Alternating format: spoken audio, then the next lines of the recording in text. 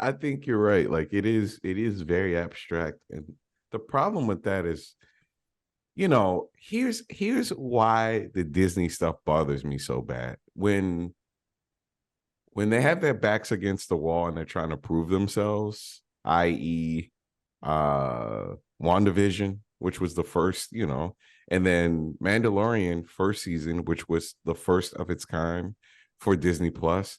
Like, it felt scrappy. It felt like it was trying to like really shake shit up. And so there's like a comfort that they get where they're like, us, our characters, Yeah. what Grogu does. You can feel it through the writing. It feels less trying to earn. I think one of the things that Disney should take from this last like 2 years is you have to earn our attention. You have to. I mean, I've been hearing that the ratings aren't the best for Mandalorian this season. Yeah. And that's a testament. Just earning people's attention each week is very important. Even if you wind up doing something crazy like Atlanta, like they have people talking every week. Even if they were like, I hate this season. What was crazy? When this person showed up, it's just like I'm feeling like I got a little. Whenever I mention it to anybody, they just shrug their shoulders. They just go, or at the very least, people watch it displaced. They're not watching it when the day it comes out. 100%. They're going to catch up with it. 100%. They might even enjoy it, but Yeah. it's not the same appointment that it was when it first started. And I would even say that in certain ways the show's gotten better from the first season, and in some ways the show has, as you said, sort of lost. It's just the notion of like, who's this for? Who will unite the Star Wars fans at this point? That's a more interesting question. And I don't necessarily need to be in the majority. And I also think that that's one of the things about Star Wars now. It has now settled into this groove where, just like I don't feel like I have to watch all the animated shows they've made in order to follow what's going on, I don't really think I have to watch all the live action shows either. I don't know when I would jump off. At this point, I haven't seen one that I wouldn't try. Yeah. But this whole notion of it being, part of what makes it special, I think the show only hit that mark about half the time. Like in overall production value, storytelling, characters I actually give a shit about. I actually at this point do like the crew on that show, I mean, so there's a little bit of involvement with that, but outside of that, I don't know, it just felt very like, I think it was I mean, people will differ. I think it was a mistake to decentralize Grogu and Din Djarin this season and make them a little bit more like part of an ensemble, when the strength of the show is this sort of fun, almost like episode, like story of the week kind of thing. Like in the first season, that's one of the things that made it feel kind of fun. This overarching plot line that's trying to connect to all these other things. It becomes interesting to me that they're trying to set up some of the stuff with like the First Order and all that. Like I'm interested in the notion that like the cloning on the evil side is now something that's part of the plot that led to the sequel trilogy. Some of that stuff is kind of fun, but it doesn't really feel like they're doing anything with it except for the usual Star Wars thing of kind of throwing in Easter eggs and ticking boxes and and I feel like there's a lot that's lost on me because I didn't watch all the Clone Wars episodes. Like I feel like the character of Bo-Katan was something that appeared on Rebels and all those other places. And so people were always talking about her and saying, oh, if you really understand the character. And it's like, well, the show hasn't given me that. So now I have to go watch a cartoon. And that's my bad that I didn't. But at the same time, I feel like that's a little bit less engaging than what they were doing with this show originally. But they still get me going with, like, when it's at its best, it still feels like Star Wars. And there is still some part of me that, appreciates that magic. Yeah, I don't know. Something's definitely, there's a disturbance across the board, I think. 100%. Before we get into an overall state of Star Wars, I just feel like in general with The Mandalorian, I think like the fact that I think the best like season 3 episode was in the first season of Book of Boba Fett. Yes. Is that like, that's a problem for this show.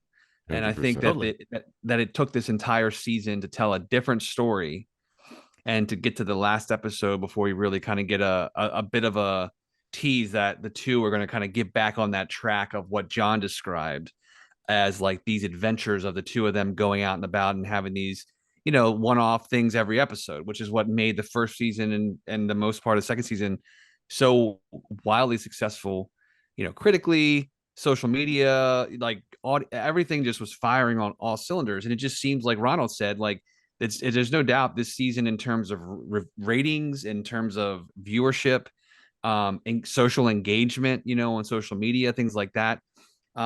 It's way down for, this season of The Mandalorian. And I think it really does suffer, for what John said, like really kind of putting, Jin and Grogu like as a backseat to this larger story. Almost like this season is like serving a purpose to like a backdoor entry into another show that's going to come out.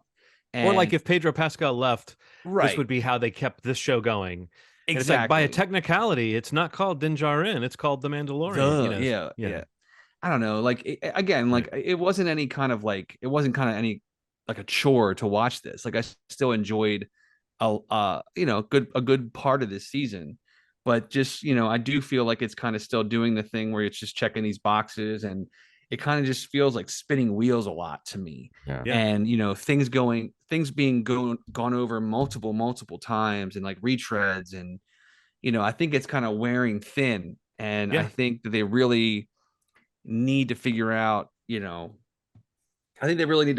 what makes the show work better than it did this season, which I think is this idea of the two of them on this adventure, and whether it's seeking out these imperial, companies that, you kind of get the impression that they're going to do at the end of this season.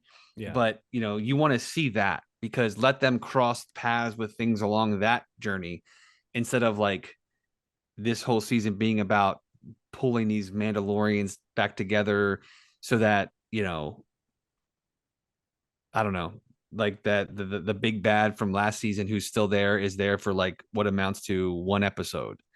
Right. And is then pretty not easily dispatched, but is then they did their best to give that character like a good episode, but not not like a presence throughout the season, really, outside of his name coming up a few times. Like it felt very. And also, I think that the interesting thing of like, how did the Empire become the First Order later? Like I like that idea of showing us little bits and pieces of that, but it feels like they do. You're right, Steve. They talk about it so much more than they show us this stuff. Right, and then when they show us stuff, it's clear they have the power to show us stuff. It's like, so why aren't you just giving us a little bit more actual story and less characters in caves with masks on where we can't even see their damn faces? Yeah. Ever. Like we don't see like Steve, no spoiler, Ronald, you don't see Pedro Pascal's face once this season. Wow. Steve, right? Yeah. And also I will say this, there is a point in the finale where they make a big deal out of Din Djarin adopting Grogu as his son, and I was like, did we not already think that was what was happening? It just didn't feel like a thing. Okay, but I wanted to get at this, Steve, before we move on, because this is kind of a sign of maybe where they're going next, which we're about to talk about. Do you think including that in Boba Fett season, Book of Boba Fett, somewhere in the middle of the season, including the basically 3 episodes of that show or 2 at least, that should have been episodes of this show, do you think that was there? Supposedly there was internal disagreement. I don't know which side Jon Favreau was on versus Kathleen Kennedy, but there was disagreement about saving that for the 3rd season of Mandalorian or giving it to people so they didn't have to wait as long.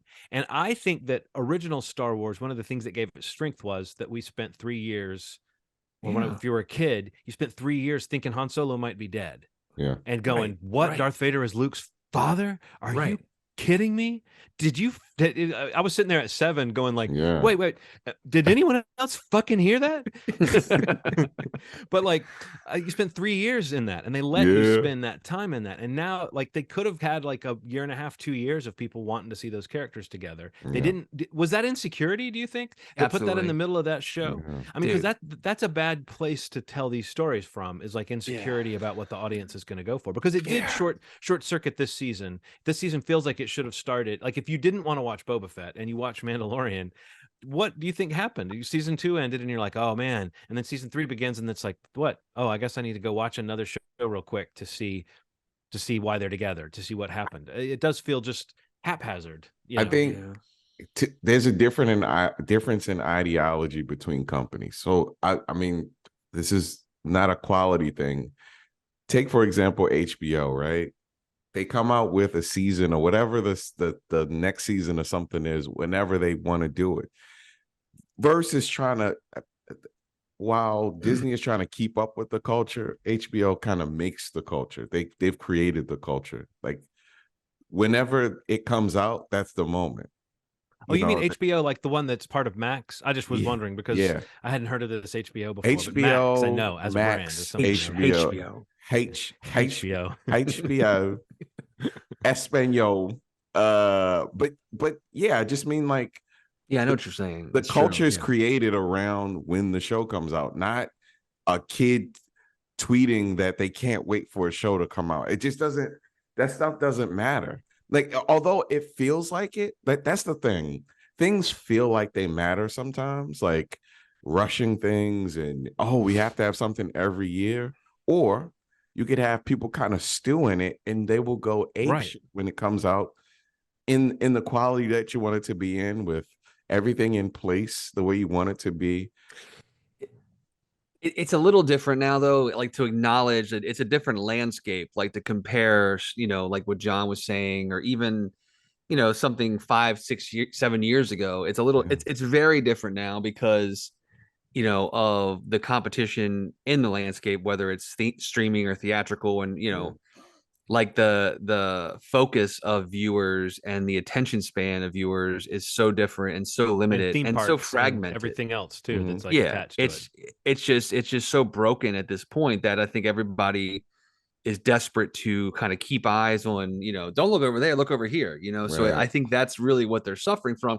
But I think the bigger problem for Disney and for Lucasfilms and Star Wars as a brand is I think they're kind of in a corner. They're backed into a corner. Yeah. And they're trying anything and everything to kind of get back onto some sort of level of what Star Wars was. Yeah. Really when, 7 came out, like that year before and year after was like a swell, where they capitalized successfully in every quadrant they could for the franchise. And I think ever since then, they've just been battling to get back. And in the moment that they get Mandalorian, a huge hit on a new streaming service for the parent company, it's like, okay, well, how do we leverage this into making people love this? And this is what Star Wars is right now. And I think they've already kind of diluted it so much. It's weird that they even have a series. Like back to John's question about Boba Fett. It's like, I don't understand why that was ever even a series. Because the things that people remember about that season is the section of it where Mando and Grogu were a part of the story, and that's no cut on the character. At best, the part where Boba Fett gets rescued from this, like, how did he survive? They tell that story, but then the Sand people, I feel like that sounds like a slur. The Tusken Raiders that he comes into contact with, like, they don't even matter. Like, that's over in like part of his origin story. So there's no overhanging storyline. There's nothing to care about. And then he turns out to be the nicest guy ever. And it's like, what? That's not Boba Fett's not supposed to be. But that's like that fan service that like Ronald's talking about. It's like somebody's like, oh, we always want to know what this was, and like, and I think that always kind of like that again. That was kind of like a crescendo, social media and just like the cultural like backlash to Star Wars, basically 7 and 8, 9, when that all was going down. And it's like, well, what do people want? What do people want from Star Wars? Oh, well, people want to know Boba Fett. Where's he at? What happened? Yeah. And I think that was maybe the wrong decision. How nice maybe not is he? So maybe not so much into include him somewhere in this story, or if at all possible, just to kind of have a cool factor. But again, it's like making an entire series on that was, I think, a huge mistake. And I think it made this season of Mandalorian suffer because of it. Yeah. And, I think they know that very, very clearly, especially when you look at what they're talking about with, what's coming, with Star Wars, like after, the Star Wars Celebration event that happened a couple weeks ago. It's just, I think they've realized better, maybe hopefully realized better ways to kind of tie this Mandalorian universe around and make it more efficient, but let it be its own thing that people can like really love still. Not make it the fulcrum that has to, introduce every character that gets their own series. You know what I mean? Like, it's weird, man. Like I really feel like, I don't feel because it's a multi-billion, whatever, but like, it's like, it's a beloved property. And, amongst all of us on this podcast and so many people, it's like, how do they right this ship and be consistent with it? And, we'll see in the next 3 years based on what they announce, and we can get into that now. But I mean, I wanted to talk about the movies they if it announced, helps, because I feel like the 3 movies they announced all feel like optimistic. If they've got, like, if they're doing what they should have done before, which is get a project together, get a director, get a writer, get a story, get a thing going, get something good. I mean, they've kind of done that with these shows. It's just that we've had differing opinions about what they actually made with it. Like Andor to me is still the best. Mandalorian season 1 might be the next best thing they did. There's probably, then Mandalorian's fairly consistent. I mean, upcoming, they've got the Ahsoka show, which to me looks like it's got some cool stuff in it, but I also know that I'm not going to be invested in those characters because I didn't watch the Clone Wars. You don't watch the Clone Wars, as much as I should. Neither but I did mean, I might watch a few key episodes. People are out there telling you what you need to do to know these characters. So that looks kind of fun. And I don't mind, kind of what you said a second ago, Steve. I don't mind if some of this stuff comes out and it's like, oh, this is for people who love that universe. Like, it seems like between Mandalorian and Book of Boba Fett and Ahsoka coming up, they're kind of hashing out this part of the timeline that is part of this thing that will lead to one of the 3 movies they announced, which is Dave Filoni, the longtime guy working in animation, who's kind of been Jon Favreau's right-hand guy on Mandalorian in the last couple seasons.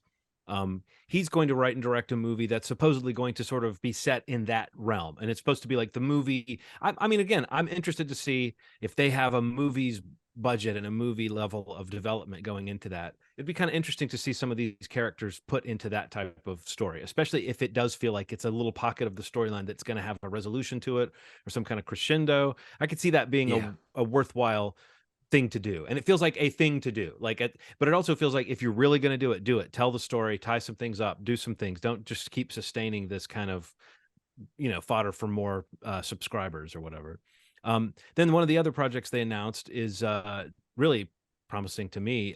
It's James Mangold's.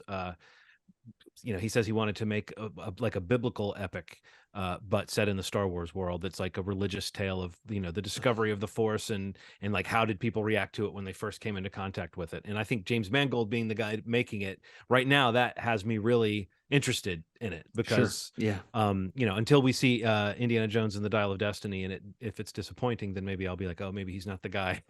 But I feel like after Logan and just liking some of the other stuff he's done and his attitude about things, that to me sounds interesting because it feels totally different from anything that we've gotten before.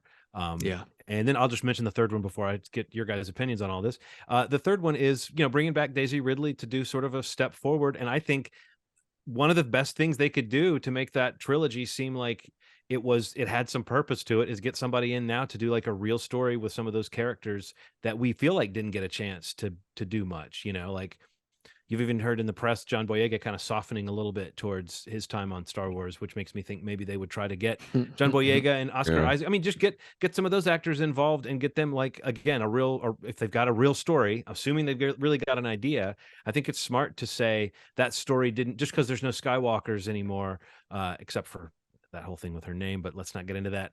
The idea that they would move forward and have story that isn't hemmed in by all these other things that came before feels to me like a smart move. So all 3 of those sound like they could be good movies. They all feel like real movies. They sound like an idea for something that could be real and different. So I'm optimistic, but I think the James Mangold one is the one that I'm the most intrigued by, just because it feels so different. And it could be, I have no idea what that even means when he's describing a biblical epic set in the Star Wars world. So, but it feels like at least they're doing what you said, Steve, is they're announcing projects.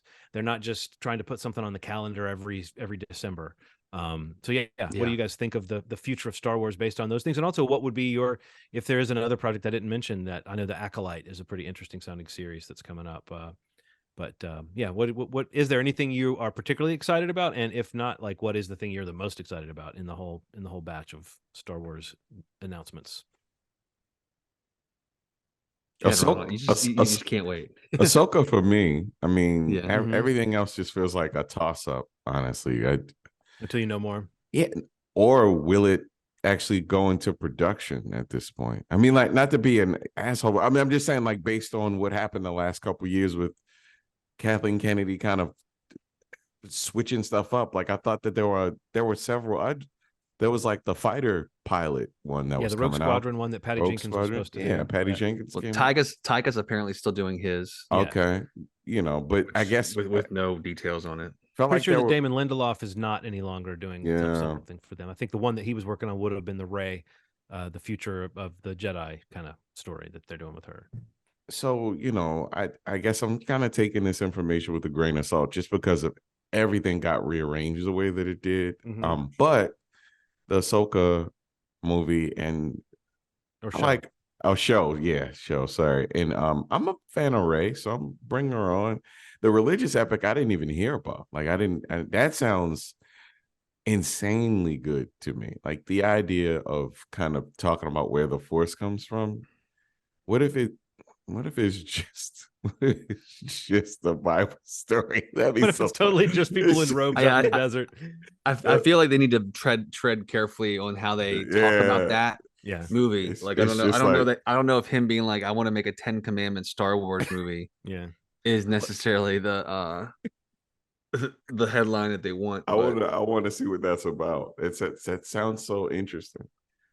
So. Yeah, I love Mangold. So I'm definitely, I guess, of the three movies, I mean, just his involvement probably is the most interesting to me. Yeah. Mm-hmm. For that, I mean, I do really like Daisy Ridley as Rey, and I really feel like they didn't do that character justice, so among many others in that trilogy. But so that would be interesting. But by far for me, the one that is the most interesting, that I'm the most excited for, is the Skeleton Crew series. Okay. Which is Jude Law, Carrie Condon. But I mean, really, it's like, there's a couple things about it that really kind of just speak to me, and that's just this idea that how they keep talking about it being like an Amblin-esque type of series. This idea of like a bunch of younger characters, with some sort of leadership character, going on an adventure, in the like Star Goonies Wars in space universe or something. Exactly. Yeah. Like I'm done. I'm in. That's what I want to watch. Mm-hmm. Especially just to kind of get away from like all the Skywalker, the Force, not to get away from all that, like, but just something different, like just like kind of Andor, even though that's happening, just before the film that we saw. I loved how it didn't have so much reliance on a lot of those buzzwords that we hear constantly in the Star Wars universe. Yeah. And it made me really care about so many other things in that world that I've never even heard of before, which is, I think, that's a huge success for it. But the other thing that's just crazy about the show is just the lineup of the directors that they announced that are sharing directing duties for the 8 episodes of the series. And just to go down the list, so it's John Watts. Some of the things we know him from, obviously. Yeah, so John Watts, who most people would know from like the Marvel Spider-Man series. He did the No Way Home, or Homecoming, No Way Home, or Far From Home, No Way Home. And great movie titles. No one ever confuses them. Everyone always remembers them perfectly. Yeah, I'm trying to think of the order of them. Yeah. Homecoming, Far From Home, No Way Home, and Homie Don't Play That. Yeah, you're talking $1 billion stuff. But so this was like his next big thing post that. So I think he's I think he's involved beyond just being a director of one or more of the episodes. I think he may be a part of the production team. But David Lowery is one of the directors who, he's somebody we've talked about a lot on the podcast. Most recently, we all absolutely loved The Green Knight. And he did the Pete's Dragon live action remake. He did The Old Man and the Gun, which is great. The Ghost Story. Ghost Story. I think he's got a Ghost Story. What was the name of that? Ghost Story. I feel like there's 5 movies with the name that's either A Ghost Story, The Ghost Story, Ghost Story. I haven't seen it yet, but he did that new Peter and Wendy movie that's going to. I can't wait to see that. Plus. I think this week or next week. That's going straight to streaming. You said, right? Yeah, it's Disney Plus, correct. And then you have the Daniels, who just won an Oscar for Everything Everywhere All at Once, doing an episode. Which is insane. Jake Schreier, who we mentioned off mic earlier, most recently is one of the showrunners and directed, I think, 6 of the episodes of the new Netflix series Beef. If you've watched that, I mean, he's one of the directors here, as is Lee Isaac Chung, who also is a part of that series and did Minari, which was an Oscar-nominated film a few years back. And then the last director they announced is somebody who's been in the Star Wars show universe since it kind of launched with The Mandalorian, but Bryce Dallas Howard is going to be doing one or more of the episodes here. I just love that mix. No, it's a great mix of filmmakers. very unique filmmakers, different kinds, different genres, different voices. So yeah, everything about that just makes it like, okay, this is the most interesting thing that I think I've heard for me in terms of what I want to get out of Star Wars going forward.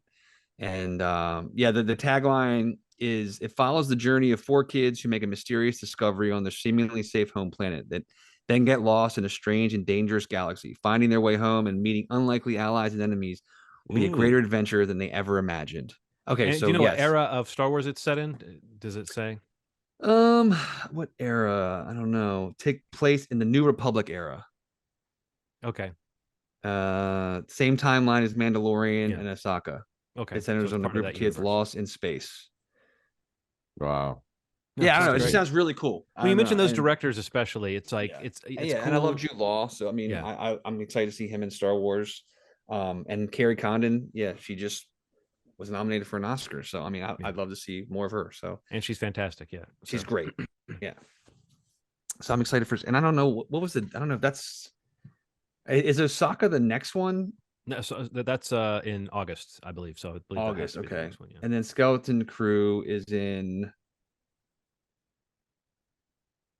Okay, so probably after that, I guess it looks like it says 2023. So I'm assuming probably after that. The one thing I would add, Ronald, though, is you mentioned that thing about, are these projects really going to happen? I totally 100% agree with that, because they've announced so many things that haven't happened before. But I feel like this, with the recent period of like waning interest, these projects being announced ahead of Taika Waititi, who's like still supposedly working on one that just doesn't have a firm, plan yet.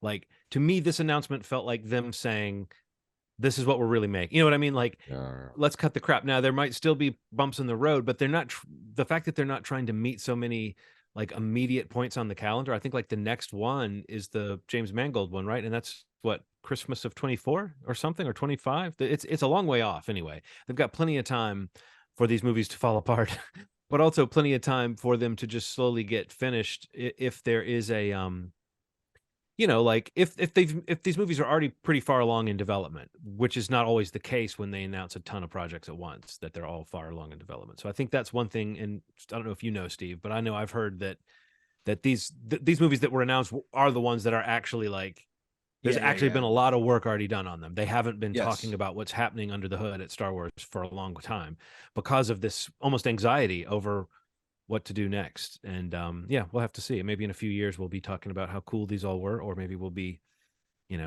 Star Wars will continue to feel slightly less special. And then the one that Lindelof was working on, that's still happening. Oh, it is? Okay. Yeah, I mean, it says it's still happening. Directed by what is it? The woman who did Ms. Marvel. Okay. Charmaine, what's her last name? I can't remember. But I don't know who's taking over the writing of that. I mean, I know they handed in their script, but I don't know how much it's going to change. But well, he was very cryptic. I don't know if you heard that. He gave some interview somewhere where he said there's a question about whether you should be doing Star Wars if you can't do something that's really great, and we haven't answered that question yet. There was some weird thing he said about like that his project might not go, but maybe he just knows what Ronald was talking about, which is that Star Wars, there's a trail of dead projects. Yes, man. Behind the current era of Star Wars. But I think that has to do with announcing things prematurely. And like then having to like change the slate, at least Star Wars, even though firing directors on projects. We know of at least 2 movies where they did that in the middle of the movie being made. So it's like, in a way, that's really dire and really sloppy. But in another way, it's like, well, at least they are trying to do some kind of quality control. They're trying to assert some kind of like vision. It's just, it's interesting for it to be such a producer, executive driven vision. I have a healthy understanding that when the public is finding out about things, it's probably gone through 9 or 10 cycles internally.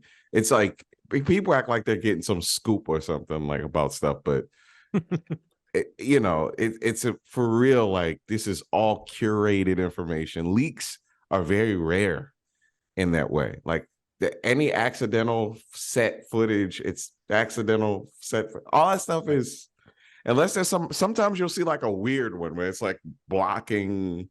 Why is it always in like the sharpest, coolest, like you're sitting right beside the person and it's like, oh, here's this person on set with a perfectly clear view of this outfit. It's like, please understand that some of this stuff is very like engineered. Yeah. So, you know, and I'm with you guys. Like I want there to be some a positive turn for Star Wars because it represented so much. Maybe Star Trek deserves this. I feel like Star Trek deserves a run too.